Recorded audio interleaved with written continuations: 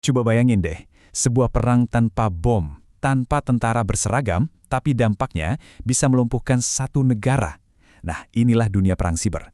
Di sini, kita akan bongkar bareng-bareng medan perang yang gak kasat mata ini.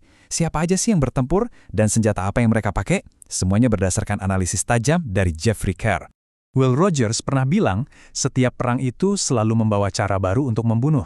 Dan sekarang, di abad 21, medan perang itu ada di ujung jari kita loh. Ini bukan lagi soal darat, laut, atau udara.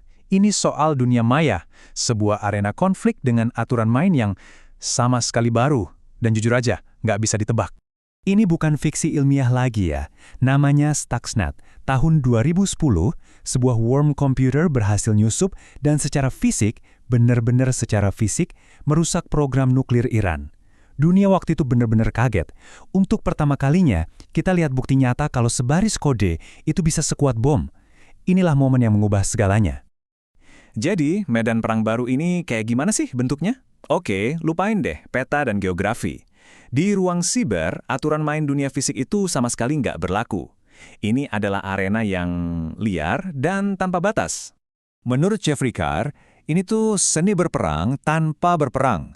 Coba bayangin, mengalahkan musuh tanpa menumpahkan darah setetes pun. Tujuannya itu bukan lagi menduduki wilayah, tapi menguasai informasi, melumpuhkan ekonomi, dan mengendalikan infrastruktur. Semuanya dilakukan dari balik layar.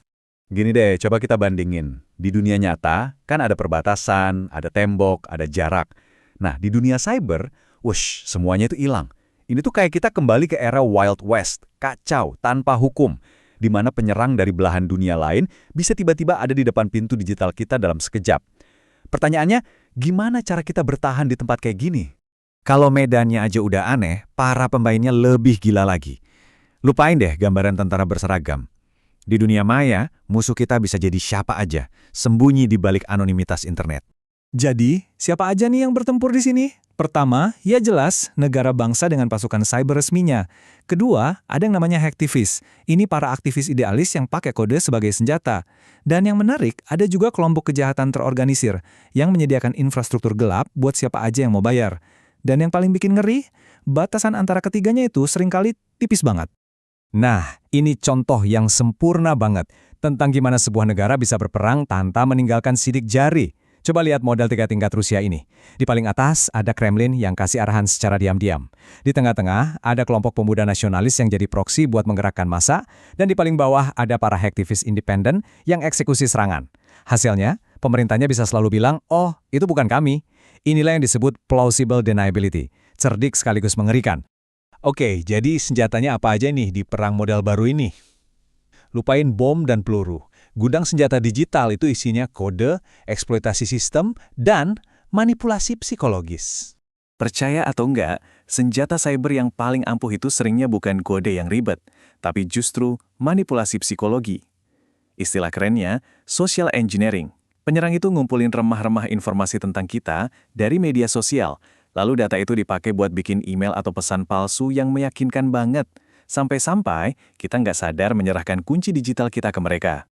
Biar kebayang skalanya, coba lihat angka ini, 10 juta.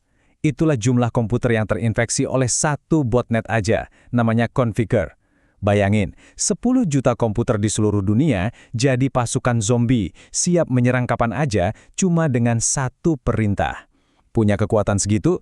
Wah, Anda bisa loh melumpuhkan internet satu negara penuh.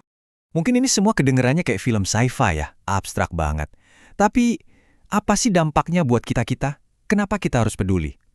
Jawabannya sederhana, karena medan perangnya itu ada di sekitar kita. Bahkan di dalam rumah kita sendiri. Nah, ini pertanyaan kuncinya. Kalau nggak ada garis depan, nggak ada benteng yang harus diserang atau kota yang harus direbut, terus targetnya apa dong? Jawabannya adalah kita semua. Atau lebih tepatnya, sistem yang menopang kehidupan modern kita. Targetnya itu nadi kehidupan modern kita. Jaringan listrik yang ngerangin rumah kita. Sistem perbankan tempat kita nyimpen uang. Data pribadi kita.